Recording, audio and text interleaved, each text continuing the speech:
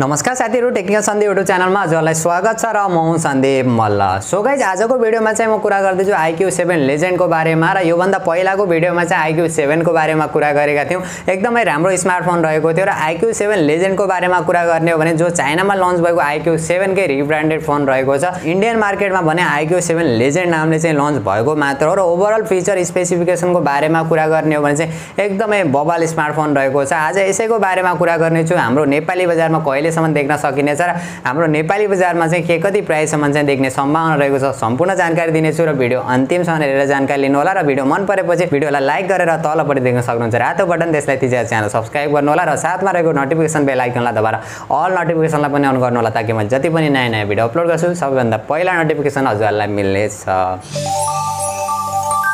Okay, so guys, iQoo 7 legend को बारेमा कुरा गर्ने हो भने सबैभन्दा पहिला चाहिँ यसको डिजाइन र बिल्ड क्वालिटीबाट सुरु गरौँ। 6.62 इन्चको फुल HD प्लस एमुलेट डिस्प्ले देख्न सकिन्छ, जसमा 120 हर्ट्जको हाई रिफ्रेश रेट देख्न सकिन्छ र ओभरअल डिजाइन डिस्प्ले र बिल्ड क्वालिटीको बारेमा कुरा गर्ने हो भने HDR10 प्लस को सपोर्ट रहेको छ। 1300 निट्सको पिक ब्राइटनेसको सपोर्ट रहेको छ र एकदमै राम्रो रहेको छ। प्राइसिङलाई हेर्ने हो भने डिजाइन डिस्प्ले र बिल्ड क्वालिटीमा कुनै पनि कमजोरी चाहिँ हामीले देख्न मिलेको छैन र अपरेटिङ सिस्टमको कुरा गर्ने हो भने out of the box android 11 देख्न सकिन्छ। कस्टमाइज पनि एकदमै राम्रोसँग देख्न सकिन्छ। यसमा हामीले हल्का फुल्का चाहिँ एड र ब्लुटुथ चाहिँ देख्न मिल्नेछ र ओभरअलमा एन्ड्रोइड एक्सपिरियन्स चाहिँ एकदमै बबाल नै देख्न मिल्नेछ र प्रोसेसरको बारेमा कुरा गर्ने हो भने प्रोसेसर पनि एकदमै बबाल रहेको छ, जो क्वालकमको स्न्यापड्रागन 888 चिपसेट प्रोसेसर देख्न सकिन्छ र इन्ट्रेस्टिङ कुरा चाहिँ हामीले यसमा ड्युअल प्रोसेसर देख्न सकिन्छ, जसको कारणले चाहिँ जुन स्मार्टफोनमा चाहिँ 90 हर्ट्जमा चाहिँ गेमिङको सपोर्ट देख्न मिल्छ, त्यसलाई चाहिँ 120 हर्ट्जसम्मको लागि चाहिँ अपग्रेड गर्नको लागि चाहिँ यो प्रोसेसरले हेल्प गर्छ, जो एकदमै कमालको कुरा रहेको छ। र क्यामेराको कुरा गर्ने हो भने पछाडिपट्टि तीनवटा क्यामेरा देख्न सकिन्छ, जो मेन क्यामेरा 48 मेगापिक्सल जो सोनीको IMX589 सेन्सरका साथ र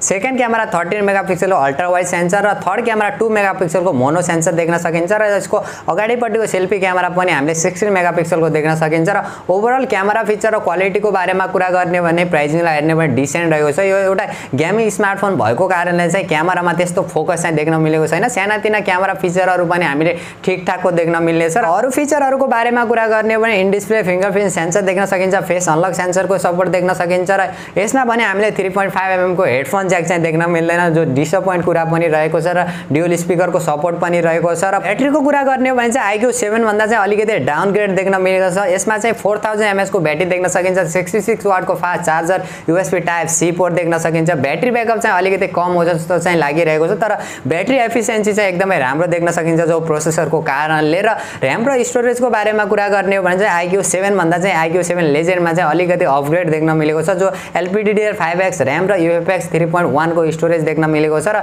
भेरिएन्टको कुरा गर्ने हो भने चाहिँ अहिले बेस भेरिएन्टको बारेमा मात्र कुरा गरौँ। इन्डियन बजारमा चाहिँ त्यसको मात्र लिक्सहरू चाहिँ आएको छ र लन्च पनि भएको छ, त्यसको मात्र प्राइस लिक भएको छ, जो 8GB प्लस 128GB र हाम्रो नेपाली बजारमा यसको प्राइसको बारेमा कुरा गर्ने हो भने चाहिँ अहिले कुनै फिक्स चाहिँ भएको छैन। यो स्मार्टफोन नेपाली बजारमा लन्च हुने नहुने पनि अहिले फिक्स भएको छैन। जुन बेला लन्च होला त्यो बारेमा त्यसको प्राइस र कुन कुन भेरिएन्टवाला लन्च हुन्छ, के कति प्राइसमा लन्च हुन्छ, त्यसको बारेमा पनि डिस्कस गरौँला। र अहिले एक्सपेक्टेड प्राइसको बारेमा कुरा गर्ने हो भने जो 8GB प्लस 128GB को चाहिँ एराउन्ड हामीले 70,000 को बीचमा चाहिँ देख्ने सम्भावना चाहिँ रहेको छ। र iQoo 7 लेजेन्डको ओभरअल डिजाइन फिचर र स्पेसिफिकेसनलाई हेर्ने हो भने जुन प्राइसमा इन्डियन बजारमा लन्च भएको छ त्यो प्राइस सेगमेन्टको चाहिँ एकदमै पावरफुल स्मार्टफोन रहेको छ। र मेरो पर्सनल ओपिनियनको बारेमा कुरा गर्ने हो भने चाहिँ मलाई चाहिँ एकदमै राम्रो लागेको स्मार्टफोन, गेमिङका लागि एकदमै राम्रो रहेको छ, जसमा 5G को सपोर्ट पनि रहेको छ, क्यामेरा फिचर क्वालिटी पनि एकदमै राम्रो रहेको छ र मलाई चाहिँ एकदमै राम्रो लागेको छ। हजुरहरूलाई के कस्तो लागेको छ त्यो भने कमेन्ट गर्नु होला। र हजुरहरू चाहिँ कति एक्साइटेड हुनुहुन्छ iQoo 7 सिरिजलाई लिएर र